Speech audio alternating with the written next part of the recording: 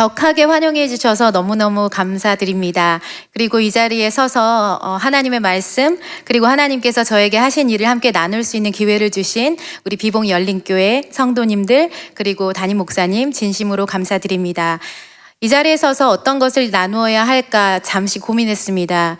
그런데 하나님께서 저에게 말씀하신 것들을 나누는 것이 가장 자연스럽다. 그리고 제가 살아왔던 삶에 대해서 아주 간략하게 나누면 저는 믿지 않는 가정에서 자라났기 때문에 그것이 혹 누군가에게 복음에 대한 도전이 되지 않을까라는 마음을 하나님이 주셔서 그 이야기들을 여러분과 함께 순차적으로 나눠보도록 하겠습니다. 제가 잠깐 기도하고 시작해도 될까요? 하나님 아버지 감사합니다. 오늘 이 시간 이곳에서 주님 오셔서 우리에게 말씀하여 주실 것들을 기대합니다. 우리를 예수 그리스도의 보혈의 피로 덮으시고 하나님의 은혜 안에서 하나님의 자녀 삼아 주시고 아무것도 몰랐던 우리에게 하나님 나라의 천국의 소망을 허락하여 주시니 얼마나 감사한지 모릅니다. 어떻게 해야 그 은혜를 갚겠습니까? 다만 저희는 우리에게 맡겨진 사명을 찾아 그 사명을 향해 끝까지 달려가고 마지막 날 주님을 보았을 때 잘하였도다 착하고 충성된 종아, 네가 작은 일에 충성하였으니 내가 큰 것을 너에게 맡기리니 내 주인의 잔치에 참여하여라. 이 음성 듣기를 원합니다. 한 사람 한 사람의 수고를 기억하시는 아버지 하나님께서 오늘 이 기도의 자리에 나온 모든 성도들의 마음 가운데 찾아오셔서 마음의 문을 두드려 주시고 열린 마음 가운데 말씀하여 주시며 살아계신 하나님이 얼마나 위대하신지, 여전히 살아서 역사하고 계시는 것이 얼마나 멋지고 아름다운지를 부족한 종의 삶을 통하여 함께 나누기를 원합니다. 성령님 환영합니다. 인정합니다. 모셔드립니다. 그리고 그분 안에 거하기를 원합니다. 우리 안에 역사하여 주시고 악한 마귀 사단지 틈타지 못하도록 이 공간을 축복하여 주시옵소서. 하나님이 말씀하여 주실 것을 믿고 감사를 드리며 살아계신 예수 그리스도의 이름으로 기도합니다. 아멘. 네, 목사님께서 소개해 주신 것처럼 저는 선교사이지만 동시에 하나님께서 저를 불러주신 하나님의 종이고 또 동시에 저는 목회자의 아내입니다. 다양한 직분들을 감당하고 있는데 그 안에서 하나님께서 저에게 주신 가장 큰 소망은 무엇이냐면 그냥 하나님의 자녀라는 것입니다. 다양한 직분들이 우리에게 있지만 하나님이 우리를 불러주셨기 때문에 우리가 이곳에 있을 수 있고 하나님께서 우리에게 예배하라 하셨기 때문에 예배할 수 있잖아요. 저도 여러분과 동일하게 그렇게 하나님을 예배하는 한 사람이었지만 어느 날 보니까 하나님께서 저에게 가라 명하신 곳이 있어서 기꺼이 그곳으로 가게 되었습니다. 앞서 잠깐 말씀드린 것처럼 저는 예수님을 믿지 않는 가정에서 태어났습니다. 그리고 자랐습니다. 그래서 복음이 척박했던 그 땅에서 하나님을 모른 채 중학교 3학년까지 살았고요. 고등학교 1학년 때 예수 그리스도를 알게 되었습니다. 알게 된 계기는 뭐냐면 그 당시에 다미선교회라는 게 이제 대한민국에 이단이 있었을 때였는데 어린 마음에 죽는 게 무섭더라고요. 난 이렇게 그냥 죽으면 어떡하지? 그게 무서운 마음에 뭐라도 믿고 죽어야 되겠다. 그게 뭘까? 했을 때 초등학교 때 친구 따라서 몇 번 교회를 간 경험이 있어서 그럼 난 교회를 가야 되겠다. 그래서 고등학교에 입학하는 그해 1월 첫째 주 주일날 교회에 가게 되었습니다. 자발적으로 제 친구에게 야, 나 교회 가야 될 것 같아. 너네 교회 갈래. 그래서 간 교회가 송현 성결교회라고 인천에 있는 교회입니다. 그 교회 가서 예배를 드리면서 점차적으로 하나님을 만나게 되었고 또 서울신대로 하나님이 저를 인도하셔서 서울신학대학교 당시에는 성교 영어과가 있었어요. 지금은 영어과 다른 과지만 그곳에 가서 이제 하나님을 알게 되었습니다. 더욱더 깊이. 그리고 복음 기독교 문서 사역에 대한 비전을 하나님께서 주셔서 영어를 좀 더 열심히 해서 좋은 기독교 서적을 번역하는 그런 사역자가 돼야 되겠다라는 마음을 갖고 있었는데 하나님은 저에게 말씀하시더라고요. 하나님의 사람을 말씀으로 세우는 사람이 되라. 그 음성을 매일매일 큐티를 하면서 듣게 되었습니다. 그래서 하나님, 그러면 제가 하나님의 사람을 말씀으로 세우는 사람이 되어야 하는군요를 알게 되었고 그래서 좀 더 제자훈련에 집중하는 사역을 하게 되었습니다. 그리고 제자훈련을 하다 보니 하나님의 마음을, 영혼에 대한 하나님의 마음을 더 많이 알게 됐어요.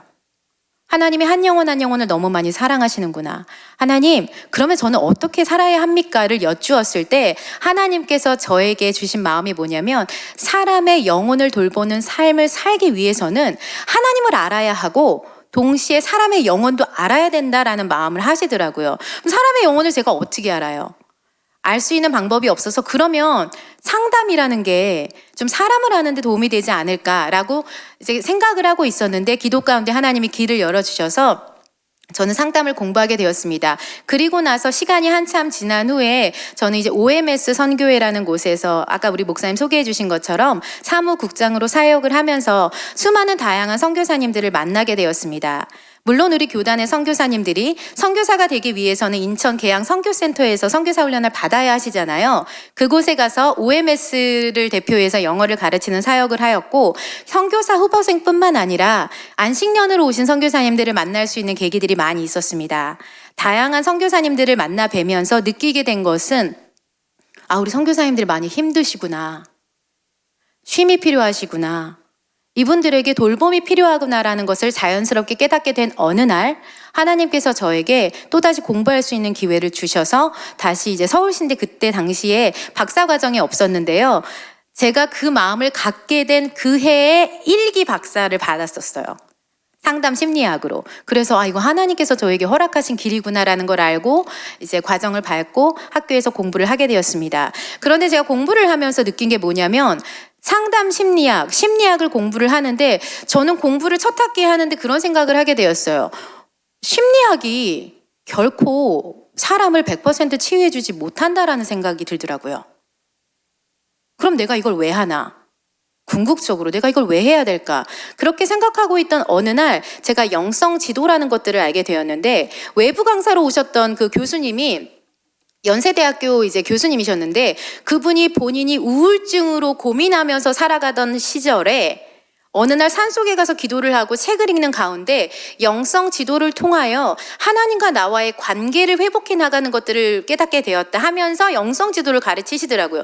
그때 제가 한 대를 딱 맞은 것처럼 이 길이 하나님 나를 인도하신 것인가? 라고 기도하기 시작했고요. 그래서 저는 방향을 그냥 심리 상담, 상담 이것이 아니라 영성 지도 쪽으로 방향을 바꾸게 되었습니다. 그도 그럴 것이 제가 선교사 멤버 케어 사역을 하기 위해서 지향하고 있는 것은 뭐냐면 우리가 가지고 있는 다양한 마음의 어려움들을 뭔가 표현을 해야 되잖아요.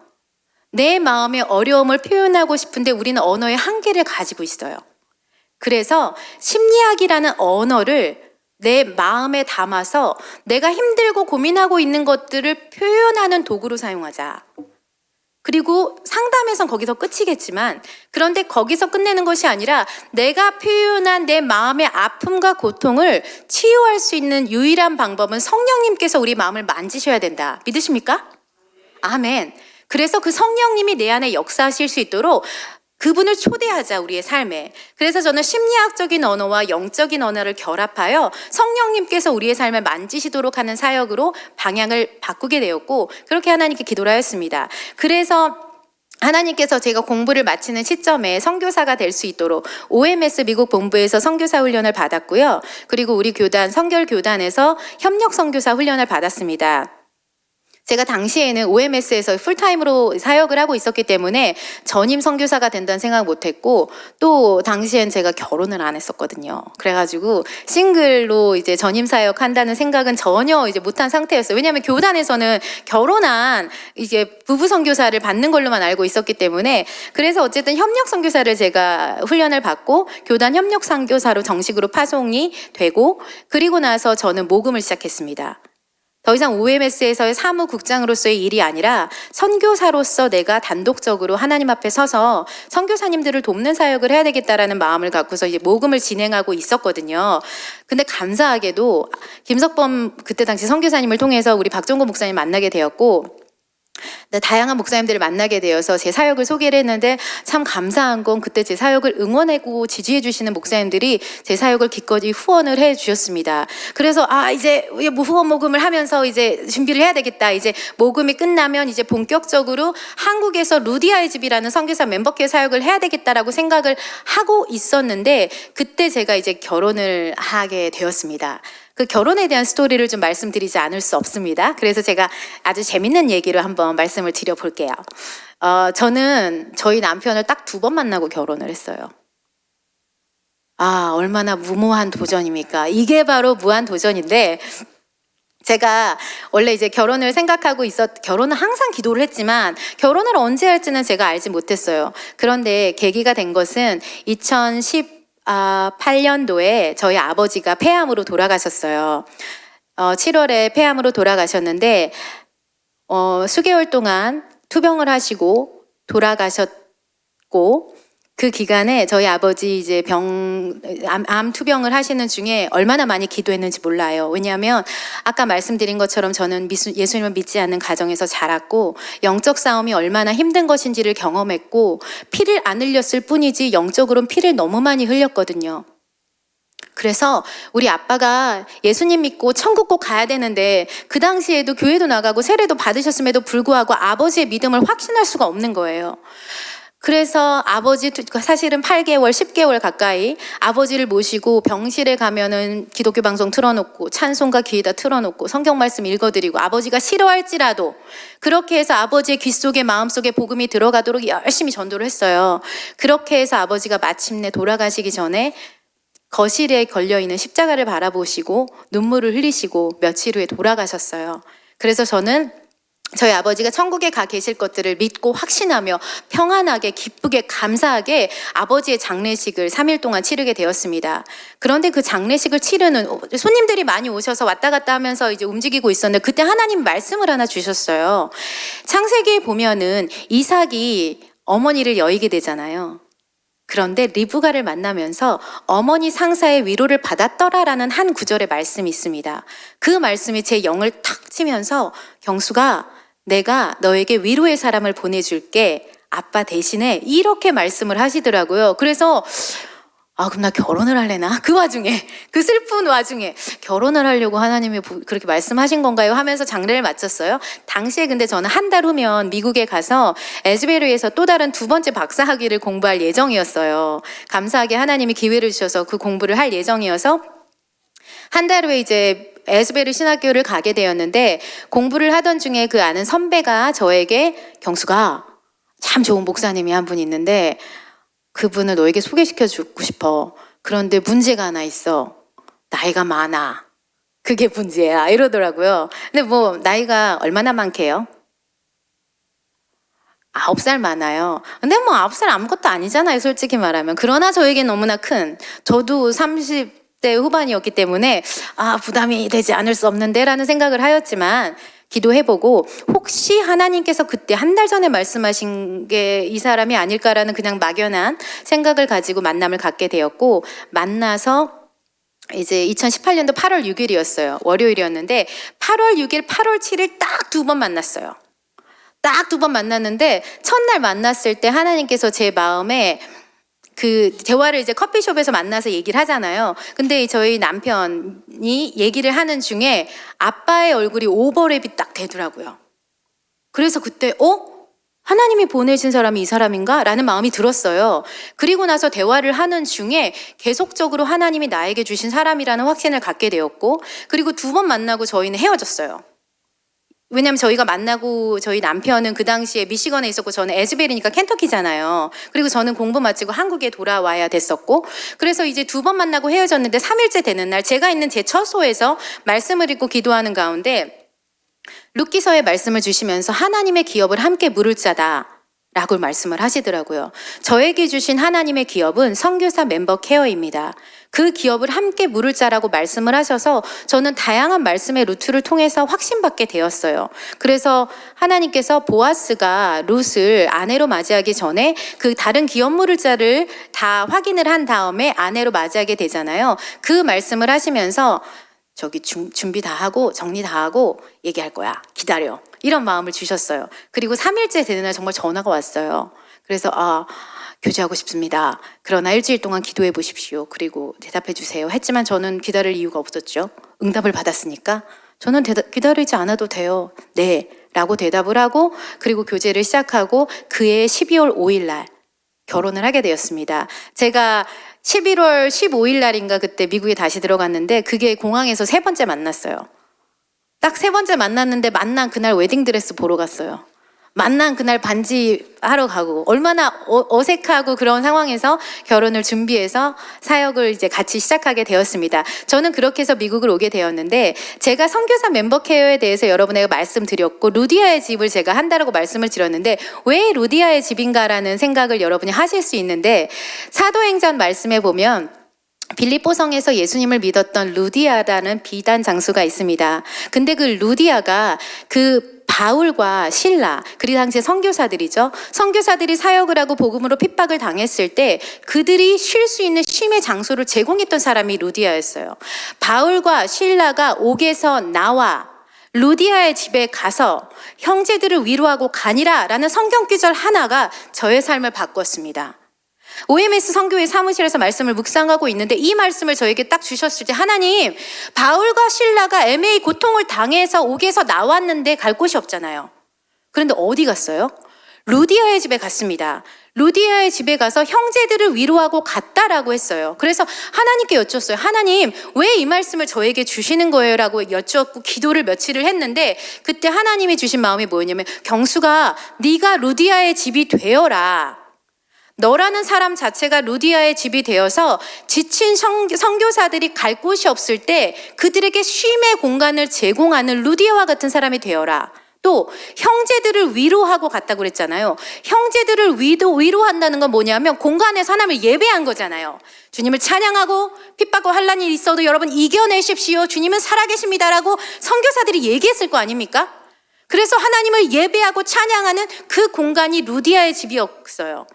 네가 그런 공간을 마련해라. 마지막으로 떠나셨어요. 형제들을 위로하고 떠났대요. 그럼 뭐냐면 선교사들이 떠날 준비를 하는 공간이 되어라 였습니다. 아, 루디아의 집은 선교사들이 와서 쉴 수 있는 공간이고 선교사들과 함께 말씀으로 교제하고 위로하고 찬양하는 그런 공간이고 또 루디아의 집은 선교사가 떠날 준비를 하는 공간이구나 라는 것을 깨닫게 되고 나서 루디아의 집에서 계속 기도를 하고 있었습니다. 한국에서 루디아의 집이 될 줄 알고 선교사 훈련을 받고 다 준비를 하였는데 하나님은 저희 남편을 만나서 미국으로 인도를 하셨어요. 그런데 단순히 제가 남편을 딱 만났기 때문에 미국을 왔다? 그러면 스토리가 너무 그냥 뭐 결혼을 위해 갔다가 되잖아요. 근데 그게 아니라 제가 남편을 만나기 전에 며칠 전에 에즈베르에서 공부를 하고 있는데 소개받는다는 얘기도 있기도 전이었어요. 제가 이제 말씀을 이제 묵상하고 기도를 하고 있는데 당시에 그 켄터키에는 선교사 멤버케어 센터가 하나 있었어요. 그곳을 제가 방문하고 거기 대표님을 만나서 대화를 하고 기도하는 가운데 하나님이 제게 주셨던 마음이 뭐냐면 미국에 와서 루디아의 집을 시작해라라 마음을 주셨어요.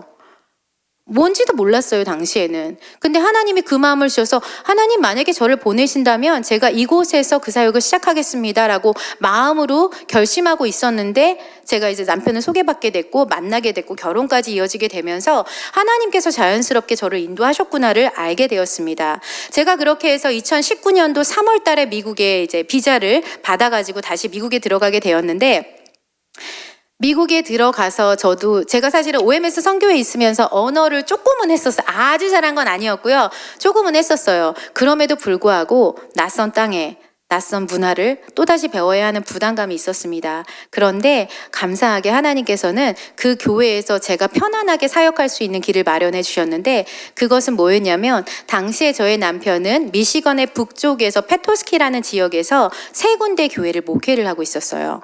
연합감리교회에서는 어떤 목회자들에게는 한 교회, 어떤 목회자는 2교회, 또 어떤 목회자는 3교회 작은 교회들을 목회를 하는 경우들이 있습니다. 당시에 저희 남편은 미시건의 시골 끝에 사람들이 많이 있지 않은 그곳에 가서 3군데에서 목회를 하고 있었습니다. 제가 가보니까 첫 주일날 이제 결혼하고 들어가서 첫 주일날 예배를 드리러 가는데 3군데 예배를 주일날 드려야 되는 거예요. 아침 8시에 집을 나서서 30분 동안 운전해서 첫 번째 교회를 가요. 8시 반에 도착해서 30분 동안 성도들하고 교제를 하고 9시부터 10시까지 예배를 드려요. 1부 예배 끝. 그리고 막 차를 타고 운전해서 10분 동안 가서 두 번째 교회 가면 이미 예배는 시작되어 있어요. 그럼 목사님이 중간에 들어가서 기도하고 목회 기도하고 설교하시고 해서 두 번째 기도 예배가 끝났어요. 그리고 또 성도들하고 인사를 하고 세 번째 기도 30분을 또 운전해서 가요. 그래서 또 예배 중간에 들어가서 마지막으로 세 번째 예배를 드리고 그 성도들하고 교제하고 식사하면 사역이 끝나요. 그렇게 세 군데에서 교회 목회를 했어요. 제가 가기 전에 남편은 이미 3년 반 정도를 그곳에서 목회를 했었고, 저도 그곳에 가서 2년 반 동안 그렇게 세 개의 교회를 섬기면서 목회를 했습니다. 너무나 즐겁고 감사하게 했어요. 어렵지만 언어가 부족하고 문화를 잘 알지 못해서 늘 제 마음 가운데 부담이 있었지만 하나님의 은혜로 그냥 감사하게 사역을 했었어요. 그러다가 코로나가 터졌습니다. 아시다시피 2020년에 코로나가 이제 막 본격적으로 터지기 시작하면서 모든 미국의 교회들이 셧다운이 딱 됐어요. 문을 다 닫았어요. 예배를 드리지 못하는 그런 상황이 되어서 힘들었었는데, 우리가 그러면서 남편과 제가 우리가 이 상황을 어떻게 돌파해야 될 것인가 했을 때 말씀을 읽자. 그래서 저희는 둘이 같이 모여서 성경 통독을 하게 되었습니다. 성경을 통독을 하고 있는 어느 날 하나님의 말씀이, 성경을 읽다 보면 말씀이 우리 영에 말씀하실 때가 있잖아요. 그때 하나님이 제게 또 하나의 말씀으로 음성을 주셨는데, 그것이 뭐였냐면 너희는 내 백성을 위로하라 라는 말씀을 주시더라고요. 하나님, 백성을 어떻게 위로해요? 하고 성경을 찾아보니 이사야서에 예레미야에 고스란히 있더라고요. 하나님께서 위로하라. 너희는 내 백성을 위로하라. 그래서 하나님이 위로하라고 하신 말씀을 듣고 남편과 어떻게 위로를 해야 됩니까? 하나님, 이제 아무도 못 만나는 상황이고 식당도 못 가고 모든 걸 못 하는데, 그때 제가 느낀 게 뭐냐면 말씀드린 것처럼 당시 코로나가 막 급속도로 퍼지고 있어서 식당도 못 가요. 사람도 못 만나요. 사람들은 집안에서 고립되어 있어요. 외로움을 겪고 있는 사람들을 위해서 음식을 대접해야 된다는 마음을 주죠. 제가 한국 사람이잖아요. 한국인으로서 미국 백인들을 섬기기 위해서 음식이라는 좋은 매개체가 있더라고요. 그래서 제가 결혼한 지 얼마 안 돼서 음식을 잘 못하잖아요. 당연히. 그럼에도 불구하고 유튜브 보면서 뭐라도 할 수 있는 걸 찾아가지고 미국 사람들이 좋아할 것 같은 한국 음식, 비빔밥, 불고기, 또 오렌지 치킨이라고, 치킨을 또 사람들이 좋아해요. 오렌지 치킨, 그리고 또 그들이 좋아하는 샌드위치를 안 만들 수 없으니까 샌드위치에서 몇 가지 메뉴를 마련을 해서 일주일에 한 번, 오직 한 가정, 한 그룹만을 위해서 식당을 오픈하자. 식당을 못 가는 사람들을 위해서 식당을 오픈해서 그들과 함께 식탁의 교제를 나누고, 혹 그들 중에 위로가 필요한 사람들이 있다면 우리를 통해서 위로받기를 원합니다라고 저희가 루디아의 키친이라는 프로젝트를 시작을 했습니다. 그래서 메뉴판을 예쁘게 만들어서 세 교회 성도들에게 나눠줬어요. 우리가 2020년 7월, 8월, 9월 3개월 동안 시즌으로 리디아스 키친을 오픈을 하는데, 혹시라도 와서 식사하고 싶으신 분들이 있다면 미리 신청해서 저희한테 알려주시면 저희가 그 메뉴를 여러분에게 대접하겠습니다. 코로나 걱정하지 마십시오. 오직 여러분의 가정만, 한 가정만 모셔서 하겠습니다 라고 광고를 하고, 감사하게 3개월 동안 저희 집 앞에 있는 그 프론트 폴치가 있어서 바깥에 야외 같은 그런 데여서 베란다처럼 거기에서 한 가정씩 초대를 해서 부족하나마 남편과 그냥 제가 요리사가 되어서 식사를 풀코스로 준비를 했죠. 다 메인 나가고 디저트는 호떡 좋아하시더라고요. 아이스크림에 해가지고 대접을 했습니다. 3개월 동안 저희는 12가정, 총 44명의 사람들을 그렇게 대접을 했습니다. 그래서 얻은 결론은 하나님께서 말씀하신 위로하라, 너희는 내 백성을 위로하라는 사명을 완수하게 되었습니다. 제가 남편이 한국 사람이잖아요. 미국 사람이 아니기 때문에 언어가 100% 부족해요. 문화도 잘 몰라요. 저희 같은 동양인이 그곳에서 사역을 한다라는 건 정말 쉬운 건 아니에요. 늘 언어에 대한 불안함, 부족함이 있어요. 성도들이 어디 아프다고 얘기하는데 저는 막 그 의학 용어를 어떻게 알겠어요. 항상 긴장이 되는 거예요. 못 알아들으면 어떡하지? 이런 거. 전화신방 해야 되는데 남편한테 항상 나는 못하겠어요. 왜냐하면 전화신방 할 수는 있어요. 제 성격상. Hello, how are you? 뭐 이러면서 얘기할 수는 있어요. 하지만 그들이 말했던 언어를 내가 잘 못 알아듣고 중대 질병을 가볍게 넘기면 어떡하나. 이런 마음들을 항상 불안을 안고 살았는데, 하나님이 주시는 말씀에 순종해서 최선을 다해서 내가 할 수 있는 것으로, 제가 좋아하는 말씀이 그거예요. 베드로와 요한이 성전 미문에 앉아있는 안진뱅이를 일으킬 때 했던 말이 있습니다. 베드로가 이렇게 얘기합니다. 은과 금은 내게 없거니와 내게 있는 것으로 너에게 주노니 곧 나사렛 예수 그리스도의 이름으로 일어나 걸으라 했을 때 그 안진뱅이가 일어나 걸어요. 은과 금은 제게 없어요. 가진 것은 없지만 내게 있는 그것, 내가 한국 사람으로서 할 수 있는 그것을 그들에게 줄 수 있었을 뿐입니다. 그런데 그 안에 그냥 음식만 담지 않았어요. 정성을 담았어요. 사랑도 담았어요. 마음도 담았어요. 그리고 제가 선교사로 복음을 전해야 된다는 마음을 담았어요. 그래서 그 사역을 완수할 수 있었고, 그 과정을 겪고 나니까 성도들과 마음이 더욱더 단단해지는 것들을 경험하게 되었습니다. 코로나가 전 세계를 휩쓸었어요. 모든 불안, 두려움이 전 세계를 강타했죠. 우리도 그랬잖아요. 그럼에도 불구하고 하나님의 위로는 하나님의 음성을 듣고 순종하는 그 사람의 그 가운데 역사하고 계심을 저는 깨달았습니다. 믿으십니까? 아멘입니다. 우리가 하나님의 말씀 안에 거할 때 하나님의 역사는 부족한 우리의 삶을 통하여 큰 은혜로 사람들에게 전달되고 있음을 저는 보았습니다. 그렇게 코로나가 한참 심각할 때에 그렇게 음식 사역을, 식당도 가지 않는데 음식 사역이라는 기적을 저 나름대로 생각하면서 감사함으로 이뤄낼 수 있었습니다. 그러다 보니까 점차 예배 드릴 수 있는 기회들이 생겨나게 되어서 예배를 드리게 되었어요. 그런데 그 다음 해에 하나님께서 저희에게 뜻밖의 기회를 주셨습니다. 그것은 뭐냐면 새로운 목회지로 가는 것이었습니다. 저는 새 교회, 작은 교회, 시골 교회에서 목회를 했다고 말씀드렸는데 왜 새 교회, 시골 교회냐면 시골에는 목사님들이 안 가요. 한국도 농촌 목회가 어렵잖아요. 시골에는 목사님들이 많이 못 가세요. 그래서 이제 저희 남편이 당사자니까 스토리를 더 많이 알고 있지만 저희 남편이 에즈베리 신학교를 졸업할 당시에 담임 목회 이제 부임을 3군데를 받게 되었는데 인터뷰를 했대요. 그 감리사님하고. 그래서 우리 남편이 나는 언어도 부족하고 이제 졸업인데 왜 그곳에 보냅니까 했더니 갈 사람이 없습니다 해서 저희 남편이 가게 됐어요. 최선을 다해서 목회했더니 하나님께서 다른 교회로 3군데에서 이렇게 힘들게 목회했지만 한 교회에서 목회할 수 있도록, 그리고 저희가 목회하는 곳이 저희가 원래 미시간 페타스키라는 곳은 북쪽이었는데 4시간 반 정도 밑에 내려와서 목회를 할 수 있는 기회를 주셨어요. 근데 그것이 또 하나님의 기도의 응답인 것이 뭐냐면, 제가 루디아의 집 사역을 하려고 기도를 하고 있는데 루디아의 집은 선교사님들이 오셔야 되잖아요. 근데 제가 있는 곳은 디트로이트라는 국제공항에서도 4시간 반을 와야 되기 때문에 선교사님들이 오기에 교통이 좀 불편했어요. 그래서 기도를 했었어요. 하나님, 이곳이 루디아의 집이 있어야 할 곳입니까? 라고 여쭈었고 계속 만약 하나님이 원하신다면 저를 보내주십시오라고 기도하는 가운데 하나님이 디트로이트에서 15분, 공항에서 15분 떨어진 곳으로 저희 사역지를 옮기시더라고요. 그랬을 때 제 마음이 하나님이 이곳으로 우리를 보내시는 건가? 라고 하나님의 사인을 느끼게 되었고 그 기도를 했어요. 그리고 나서 네, 가겠습니다 라고 이제 감리사님께 말씀을 드려서 그곳을 가게 되었습니다. 근데 그곳에서 사역을 하기로 결정하고 이제 이사를 가야 되잖아요. 이사를 가야 되는데 그 가운데 저희가 사택을 보러 내려갔었어요. 사택을 보러 내려가는데 그 사택을 저희가 봤던 사택은 좋았지만 근데 그곳에 한 가지 저희가 고민해야 될 것이 있었는데 뭐냐면 당시에 저희가 생각하고 있었던 게 루디아의 집을 해야 되는데 재정적으로 루디아의 집을 진짜 건축을 할 수 있는 상황이 아직은 아니었어요. 저희 집에서 선교사님들을 몇 가정을 모셨거든요.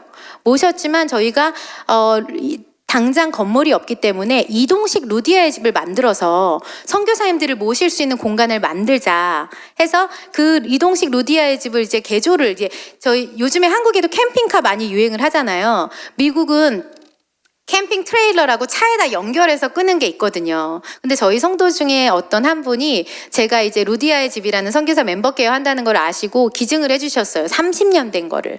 그래가지고 그게 이제 천장이 뚫어졌어요. 나무가 떨어져서. 그래서 그분이 연세가 70이 넘고 그러셔서 고칠 수가 없으니 그냥 가져가서 고쳐서 쓰십시오 하셔가지고 이걸 다 열어보니까 다 썩어가지고 모든 걸 새로 해야 된 상황이었어요. 그래서 우리가 수리를 하려고 생각하는 중에 세교회 부임을 받았어요. 그래서 사택을 보니까 이걸 수리를 해야 될까 말까가 고민이 되는 거예요. 왜냐면 가져갈 수가 없으니까요. 주차할 데가 없어서. 그래서 이제 저희가 사택을 보고 집에 돌아가는 그 4시간 반의 운전길에서 남편과 대화를 하다가 어떡하죠? 이거를 개조를 해야 되나요? 이걸 만들어야 되나요? 라고 했을 때 저희 남편이 했던 말이 있었는데 뭐였냐면, 루디아의 집은 하나님이 주신 비전이고 이 동생 루디아의 집을 위해서 기도하고 후원하고 아끼는 사람들이 있다. 그 후원자들을 위해서 우리는 최선을 다해야 된다. 이거는 우리가 하는 것이 아니라 하나님과의 약속이고 후원자들과의 약속이니 일단 만들자. 일단 만들어 놓으면 우리가 가져가면 좋지만 못 가져가도 하나님께서 필요한 사람에게 주시지 않겠는가. 그래서 저희 남편이 결정을 했을 때 사실은 아내로서 여자의 입장으로 저는 무모한 것 같다라는 생각도 들잖아요. 그렇지만 네, 알겠습니다 했고, 저희 남편이 목회 끝나고 이제 교회 퇴근하고 밤 막 10시, 11시까지 뚝딱뚝딱 고치고 있었는데, 그러던 어느 날 새 교회에서 연락이 왔습니다. 사택 주소가 바뀌었다고. 그런데 그때 당시에 한 성도님이 코로나로 인해서 돌아가셨는데 본인이 사시던 집을 목사님 사택으로 기증하겠다고 하셨대요. 그래서 그 성도님이 돌아가시면서 기증하신 그 사택을 저희가 사용하게 되어서 그곳에는 캠퍼를 주차할 수 있을 만한 앞뒤 공간이 있었습니다. 그래서 감사함으로 그 캠퍼 수리를 진행할 수 있게 되었는데, 그때 새로운 사택이 있다라는 말씀을 들었을 때 제 마음에 들었던 2가지의 감사의 고백이 있었어요. 하나는 뭐였냐면, 하나는 하나님께서 저희 남편이 땀 흘려 수고한 것을 보셨군요. 2번째는 하나님이 루디아의 집이라는 사역을 기뻐하시는군요. 그렇지 않으면 길을 여실 수가 없잖아요. 한 번 사택은 영원한 사택이에요. 여러분 아시다시피. 왜냐하면 미국 교회는 점점 쇠퇴하고 있어요. 한국도 물론 그렇지만 뭐 교회 사택을 새로 산다? 새로 짓는다? 사실상 가능할까요? 어려워요. 그럼에도 불구하고 없던 길을 내시는 하나님을 보면서 하나님이 이것을 기뻐하신다라는 것을 알게 되었고, 그래서 저희가 기쁨으로 그 수리를 마무리하고 가지고 내려와서 저희는 지금 그것을 가지고 전도의 도구로 활용하려고 준비를 하고 있습니다. 안에 외부는 다 리모델링을 해서 가져왔지만 내부 리모델링을 진행해서 지역에 있는 사람들에게 그 캠퍼를 오픈을 해서 리디아스 키친을 다시 하려고 합니다. 코로나 당시에 했던 그걸 통해서, 왜냐하면 K-팝 때문에 한국에 대한 관심이 많아요. 그러니까 제가 항상 생각하는 게 그거였어요. 우린 선교사니까 그냥 뭐 여기서 목회하고 이게 아니라 어떻게 하면 복음을 전해야 되는가를 생각하잖아요. 어떻게 하면 이 사람들이 선교에 연결돼야 될까를 고민하거든요. 그래서 이 캠퍼를 수리를 더 완성을 해서 루디아의 키친을 만들어서 지역에 있는 사람들에게 오픈을 하자. 사람들을 초대하자, 교회와 가깝게 하게 만들자라고 저희는 그 프로젝트를 진행을 하고 있습니다.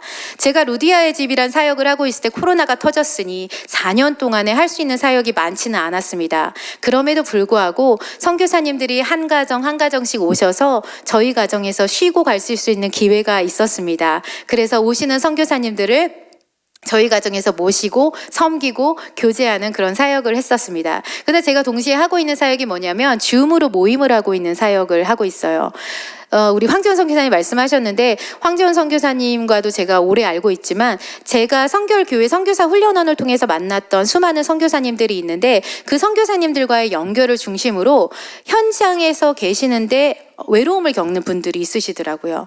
영적으로 고민하고 있는 분들도 있으시고, 그래서 그런 분들과는 소통할 수 있는 방법이 뭘까? 줌 미팅이 있더라고요. 그래서 저는 현재 9개의 줌 미팅을 하고 있는데 모두 다 선교사님은 아니고요. 그 중에는 제가 영성지도를 통해서 신앙적으로 도움을 주고 있는 모임도 있고, 현재 선교사님 3분하고 한 달에 한 번씩 정기적으로 모임을 하고 있어. 개인적으로 1대1로 교제를 하고 있기도 하고, 선교사님들과 줌으로 기도회 모임도 하고 있습니다. 근데 제가 최근에 3개월 전부터 시작하고 있는 하나의 줌 미팅을 소개를 해드리고 싶은데, 그 선교사님은 부모님이 동양의 한 나라에서 40년 동안 선교를 하셨습니다. 그리고 은퇴하시고 이제 본국으로 돌아가셨어요.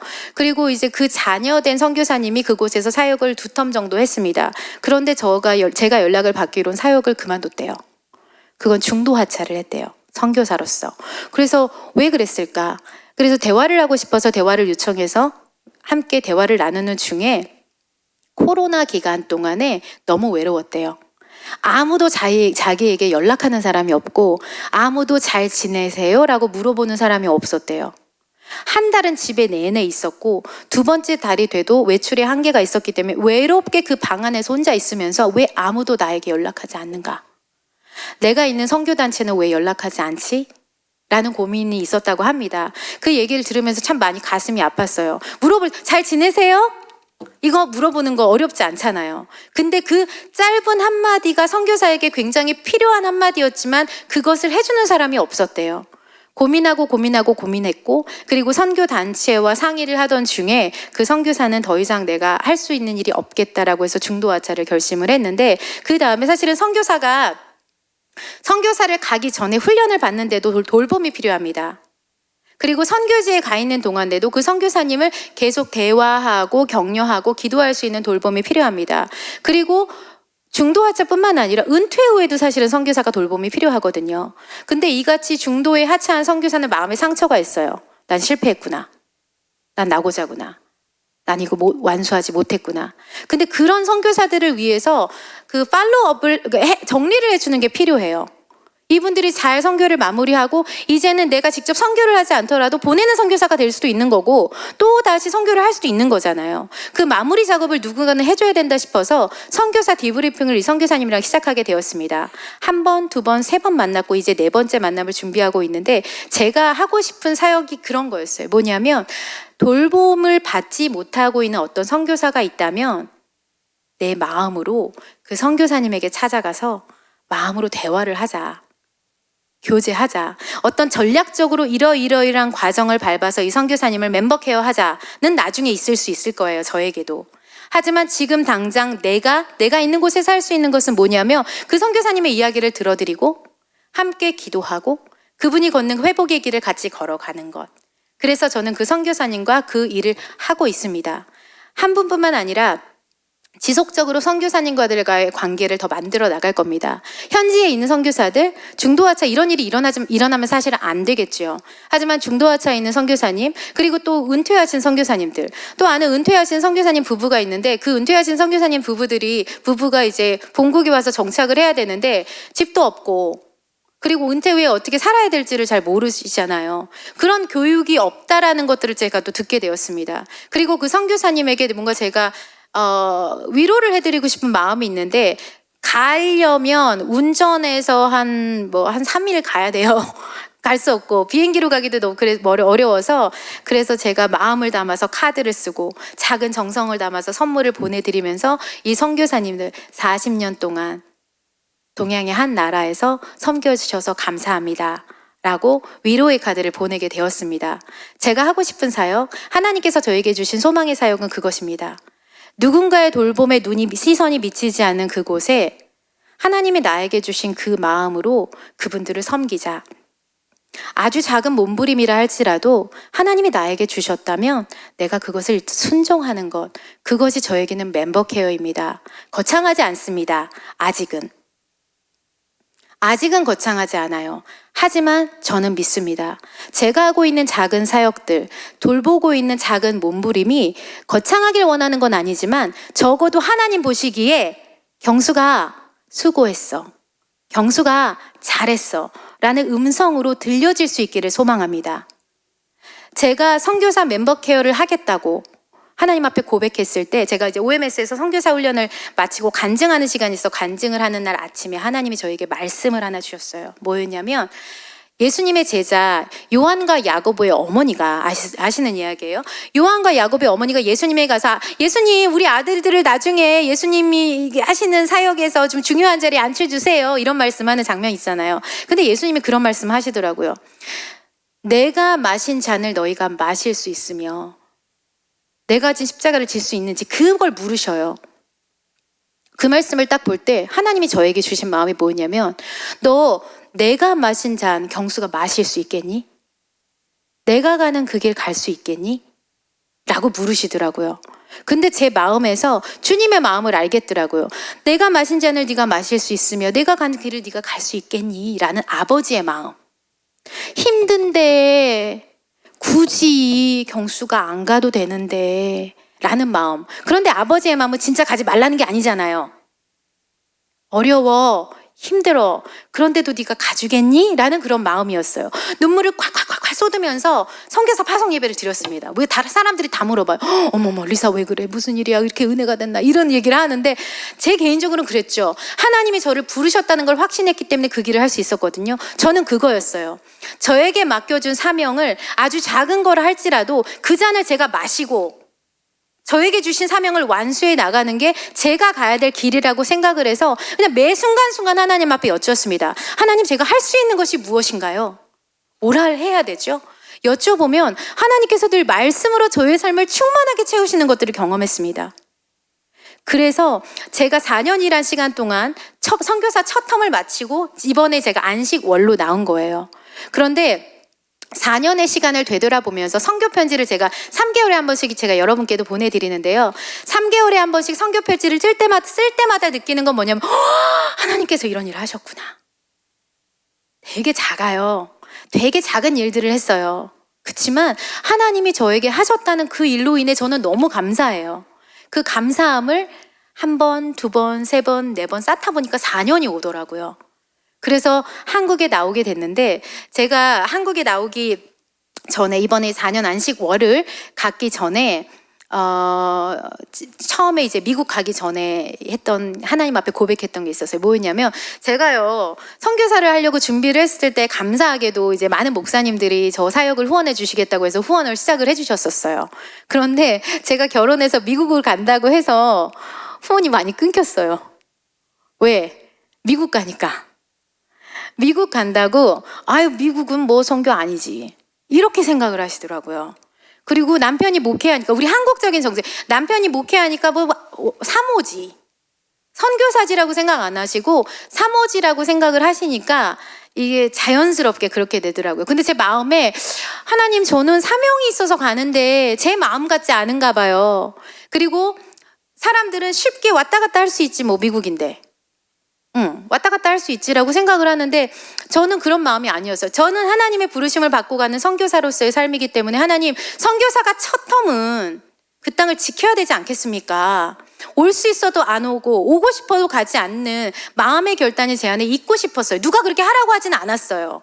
그래서 제 스스로 하나님 앞에 그런 고백을 드리면서 하나님 제가 그 땅을 사랑으로 품고 그 땅을 입양하고 그 땅을 내 땅이 되도록 품는 4년의 시간을 갖고 싶습니다라고 했는데 하나님은 제가 그냥 했던 음성 그냥 하나님 앞에 했던 말을 하나님 들으셨나 보더라고요. 보내지 않으셨어요. 물론 맘먹으면 올 수 있었겠죠. 하지만 저도 그렇게 하고 싶지 않아요. 굳이 그렇게 할 필요도 없었어요. 하나님이 길을 열어주신 때까지 기다리다 하나 보니까 감사하게 자유롭게 출입할 수 있는 10년 비자가 열리게 되었어요. 작년 10월에 열리게 되었고 그러니까 이제 가는 것이 자연스러우게 됐어요. 그래서 남편하고 상의해서 언제 한국을 방문할 수 있을까를 상의하던 중에 그냥 뭐 언제 가자 이런 게 아니라 어차피 내년에 갈 거면 우리 부활절 끝나고 가자. 왜냐면 저희 남편이 14년 만에 한국에 왔어요. 저는 4년 만이고. 네, 그래서 가자고 결심을 하고 티켓팅을 작년에 해보니까 그리고 나서 제가 12월에 선교 편지를 쓰는데 3월 28일이 제가 미국에 들어온 날이었거든요.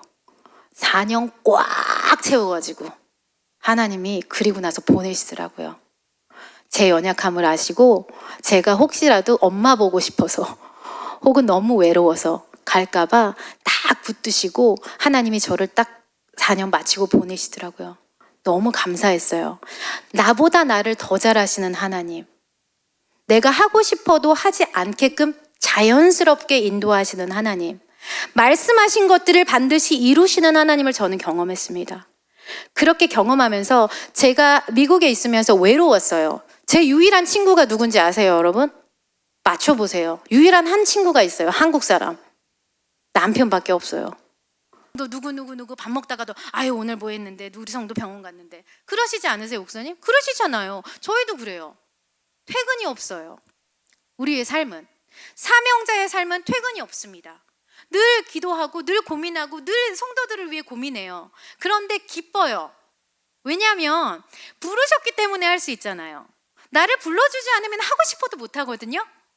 불러주셨기 때문에 기쁨으로 할 수 있는 거고, 우리가 저 천국에 가게 되면 하나님이 말씀하실 거 아니에요. 경수가 어서 와, 내가 너 기다렸어.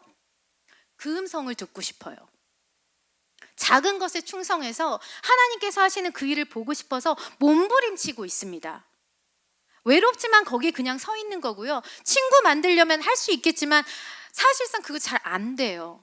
나는 사모고 나는 선교사고 이제 와서 어떻게 친구를 만들어요? 저희 신분을 속이고. 근데 쉽지 않거든요. 그러니까 너무 외로운 거예요. 막 한국에 있는 친구랑 전화 한번 하면 너무 바빠 반가워가지고 한참 얘기하면 우리 남편은 아니 무슨 1시간 동안 2시간 동안 할 말이 그렇게 많네요. 우리 할 말 많잖아요. 우리 자매님들 할 말 많잖아요. 저도 그렇거든요. 그런 시간들을 견뎌낼 수 있는 거, 외로워서 눈물 흘리지만 참아낼 수 있는 건 뭐냐면 나는 사명자다. 사명은 십자가라 무겁잖아요. 짐이 되잖아요. 그런데 반대로 생각하면 사명을 주지 않으면 감당을 못해요. 사명을 주셨으니까 감당하는 거거든요. 그러시죠 여러분? 사명자로 여기 계시죠? 감사함으로 할 수 있는 이유는 나를 부르셨기 때문에 그런 거거든요. 저는 선교사예요. 선교사로 말하는 게 부끄럽지 않고요. 기쁜 일이죠. 누가 선교사 할 수 있겠어요? 불러주시니까 하지. 제가 목사 사모예요. 사모라고 얘기하면 목사 아내예요. 불러주셨기 때문에 하는 거예요. 그리고 제가 주의 종이거든요. 종으로 불러주신 게 얼마나 감사한지 몰라요. 주님이 하나님의 종으로 우리의 종으로 섬겨주셨는데, 아니 주님이 가신 그 길을 나도 가게 해주셨는데 기쁘지 않을 사람 여기 있습니까? 없으시죠? 저도 그래서 이 선교사 멤버케어 사역을 아직까지도 잘 모르겠지만 어떻게 해야 될지, 그러나 하나님이 주신 그 마음 가지고 믿음으로 한 걸음 떼봤습니다. 다음 걸음 뗄 겁니다. 그래서 한 걸음 한 걸음씩 가다 보면 내가 모르는 어느 그 시점에 가 있으니 이 라인을 타고 쭉 가서 주님이 저기 계신 걸 볼 수 있지 않을까요, 여러분? 네. 그래서 한 걸음 한 걸음씩 한 방향으로의 순종을 저는 이루어가고 있습니다.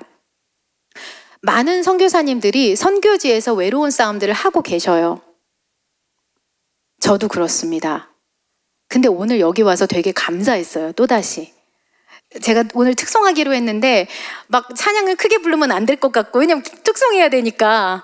근데 기도회가 엄청 긴 거예요. 그래서 야 이거 어떡하냐, 기도회 하고 나면 목이 어떡하지, 이런 생각이 들었는데, 그러면서 제가 기도를 할 때 감사할 수밖에 없어요. 아마 선교사님들이 여기 오시면 먼저 감동 다 받고 가실 것 같아요.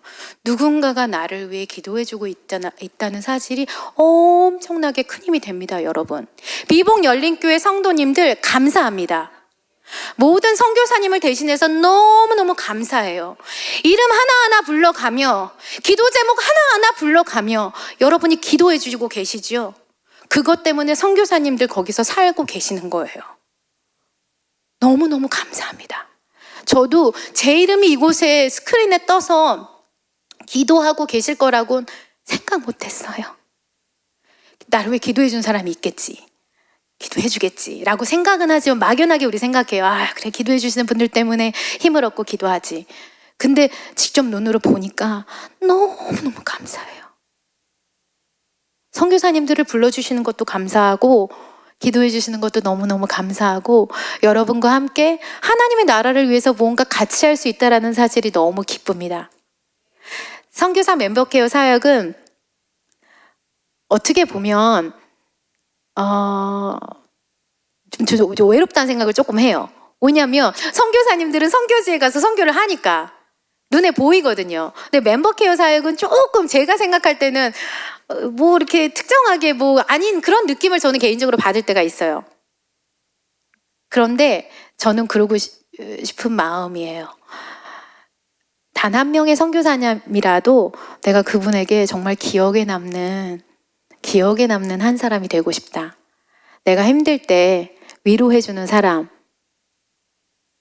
내가 얘기하고 싶을 때 들어주는 사람, 내가 가고 싶을 때 그냥 가서 먹고 자고 쉬고 얘기하는 그럴 사람이 있었으면 좋겠다 생각했을 때 황경숙 선교사님의 루디아의 집이 있지 라고 생각하고 오셨으면 좋겠습니다. 그래서 저는 하나님 앞에 기도하고 있습니다. 뭘 기도하고 있냐면, 하나님 저에게 1000명의 천사를 보내주세요.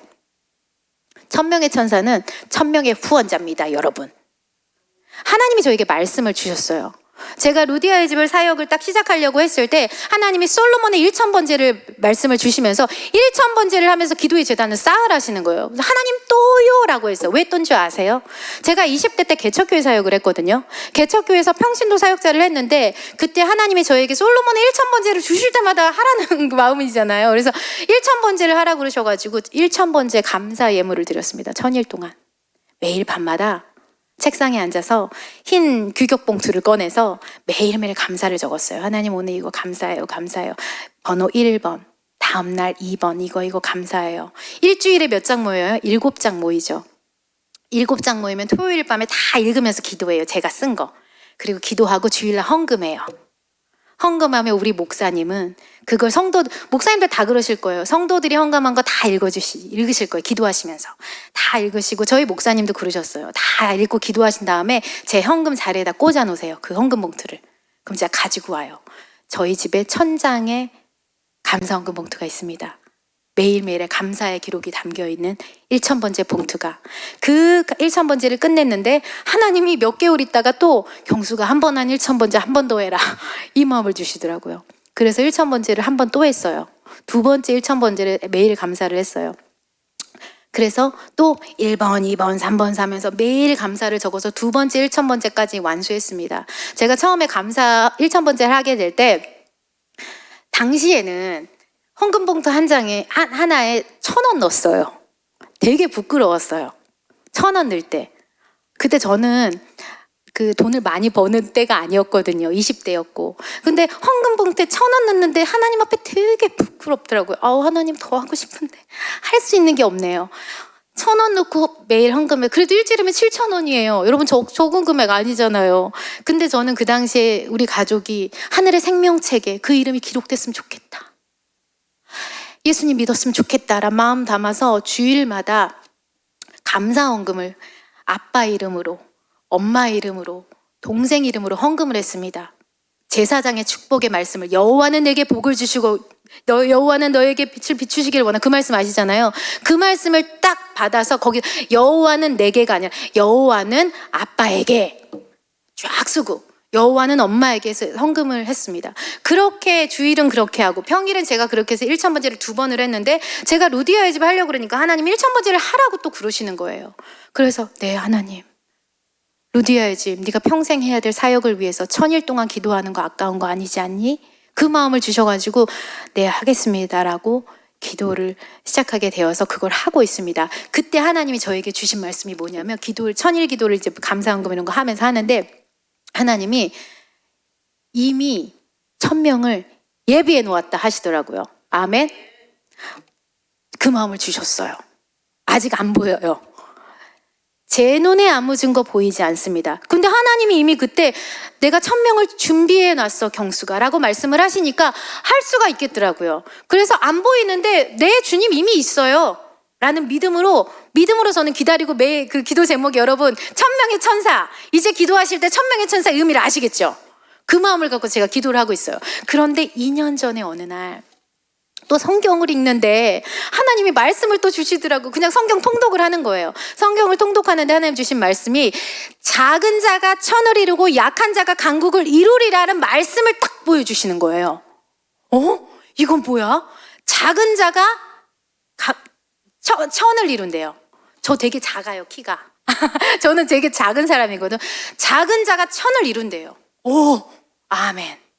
나라는 작은 사람이, 한 사람이 뿌린 믿음의 씨앗을 하나님은 천을 만드시는구나. 믿으십니까? 아멘. 맞아요. 약한 자가 강국을 이루신대요.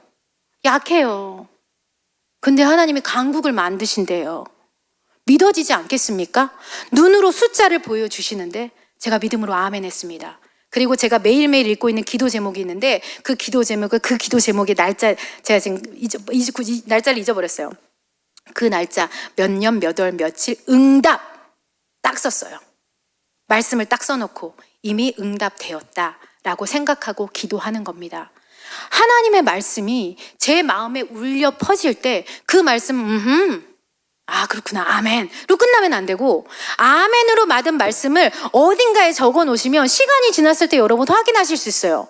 받은 복이 얼마나 많았는지 세어볼 수 있습니다. 제가 추수감사절, 미국에서는 그렇게 하지 않지만 한국에 있을 때마다 추수감사절 되면 항상 하는 게 뭐냐면 1년 동안 있었던 큐티를 다 읽어요. 1월 1일부터 말씀 묵상을 다 읽어요. 왜 읽는지 아세요? 받은 복 좀 세어보려고. 말씀으로 들은 하나님의 음성, 하나님이 나에게 말씀하신 걸 들으면 다 잊어버리잖아요. 읽어보면 어머, 하나님 나에게 이렇게 말씀하셨구나. 내가 이런 묵상을 했단 말이야. 스스로 감동할 때 있잖아요. 글 써놓고 그랬구나. 이 받은 복을 세어보지 않으면 잃어버려요, 여러분. 되새겨야지만 그 은혜가 갑절이 됩니다. 저도 그렇게 해서 하나님이 주신 일상들을 기록하고 정리해 놨더니 하나님을 찬양할 수 있는 것들이 너무나 많아졌습니다. 오늘 제가 여기 오기 전에 한 후배를 만났습니다. 교회 후배인데 벌써 그 후배를 안 게 뭐 25년 넘었죠. 근데 그 후배를 만났는데 그런 얘기를 하더라고요. 언니, 25년 전도 그렇고 20년 전도 그렇고 10년 전도 그렇고 4년 전에 떠날 때도 그렇고 지금도 그렇고 똑같아. 그 얘기 하더라고. 그래? 언니가 똑같아? 얼굴이? 얼굴이 아니라 언니가 감사로 사는 삶이 너무 똑같아. 제가 너무 감사했어요. 왜 그러냐면 제가 좋아하는 성경 구절이 있습니다. 디모데전서에 있는데 하나님이 지으신 모든 것이 선함에 감사함으로 받으면 버릴 것이 없나니 주의 말씀과 기도로 거룩하여 지민이라. 아멘. 하나님이 지으신 모든 것이 선함에 감사함으로 받으면 버릴 것이 없나니 주의 말씀과 기도로 거룩하여 지민이라. 믿으십니까? 감사하십시오. 저는 그냥 모든 것에 감사하려고 노력해요. 어디 가나 사람들에게 얘기해요. 힘들 때 힘든 얘기 많이 듣거든요. 하나님이 지으신 모든 것이 선함에 감사함으로 받으면 버릴 것이 없나니 주의 말씀과 기도로 거룩하여 진대. 감사함으로 받으면 버릴 게 없대. 감사하자. 그래도 그렇기 때문에 여기까지 올 수 있었고 앞으로도 아마 그 말씀 붙잡고 갈 거예요. 한 가지 말씀이지만 그게 내 영혼을 살리고 내가 힘들고 지칠 때 그 말씀을 꺼냈을 때 내 영혼이 소생하는 것들을 경험하는 것처럼 여러분의 삶에 하나님이 주신 소명이 있으시다면 그것이 교회에서 아주 작은 일을 하는 것이고 혹은 엄청 대단한 일을 하는 것이고 관계없습니다. 하나님의 눈에는 똑같아요. 달란트 비유 여러분 기억하시죠? 1달란트, 2달란트, 5달란트, 10달란트 여러 달란트를 받은 사람이 있지만 하나님께서는 5달란트 받은 사람이나 2달란트 받은 사람이나 말씀을 묵상하는데 똑같은 말씀 하시더라고요. 똑같은 말씀으로 네가 작은 것에 충성했단 말씀을 하셨어요. 성경교회 사람 똑같은 말씀을 하시는데 1달란트 받은 사람 땅에 묻어나서 아무거 주님 마음이 심지가 그 말씀 있잖아요. 그래서 그 1달란트 받은 사람에게는 주님이 악하다고 말씀을 하시잖아요. 주님 보시기에 2달란트 받은 사람, 5달란트 받은 사람, 10달란트 받은 사람 똑같아요. 우리는 다른 것 같지만 모든 사람이 다 똑같아서 칭찬은 똑같이 하신단 말입니다. 우리에게 맡겨진 소명, 우리에게 맡겨진 사명, 그 사명을 다 완수했을 때 주님의 칭찬은 내가 봤을 때 엄청 대단한 일을 하신 것 같은 그분과 나에는 똑같아요. 작은 일에 충성하는 우리에게 맡겨진 소명을 감사함으로 기쁨으로 감당하는 우리 모두가 되기를 기도합니다. 하나님의 부르심에는 후회하심이 없습니다. 저도 하나님이 저를 부르신 것에 후회하심이 없을 줄 믿기 때문에 갑니다.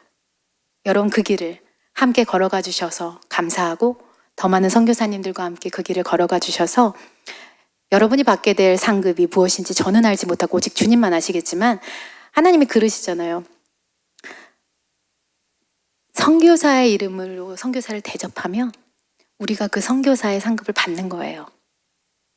우리가 현장에 가지 않지만 우리가 섬기는 선교사님을 최선을 다해서 기도하고 섬긴다면 그 선교사님이 피땀 흘려 수고하는 그 선교사의 상급을 우리도 받을 거예요. 목사님이 열심히 기도하고 사역하시는 사역이 있고 우리는 역할이 다른 것 같잖아요. 그러나 아니에요. 목사님이 하시는 사역들을 우리가 함께 기도하고 그리고 지원하고 함께 교회를 아름답게 만들어 가면 목사님께서 받으실 상급 감사하게 우리 상급이 돼요. 그런 것 같아요. 우리에게 맡겨진 것은 그냥 한 사람 한 사람에게 최선을 다해서 우리가 나눌 수 있는 것들을 나누는 것. 저의 사명은 그것입니다. 루디아의 집을 위해서 기도해 주셔서 진심으로 감사를 드리고, 복음이 척박한 미국 땅에서 저희가 할 수 있는 것들은 없지만, 그러나 목회하면서 하나님의 말씀을 전하고 또 선교사로서 그 마음의 중심을 잃지 않아서 복음도 전하지만, 이 선교사들이 복음으로, 이 성도들이 복음으로 변화되어 선교사를 섬기는 사람이 될 때까지 잘 연결해서 루디아의 집이 보내는 선교사와 받는 선교사가 하나가 되어 하나님의 영광을 찬양하는 그런 공동체가 되기를 원합니다. 함께 기도해 주시기 부탁드립니다. 기도하겠습니다. 하나님 감사합니다. 오늘 이 밤에 하나님의 백성들이 모인 이곳에서 부족한 종이 삶과 사역을 나누었습니다. 하나님, 혹여라도 주님 보시기에 부족한 것 있으면 예수 그리스도의 보혈의 피로 덮어주시고 주님의 십자가의 뒤에 가려진 겸손한 삶을 살아갈 수 있는 하나님의 사람이 되게 하여 주옵소서.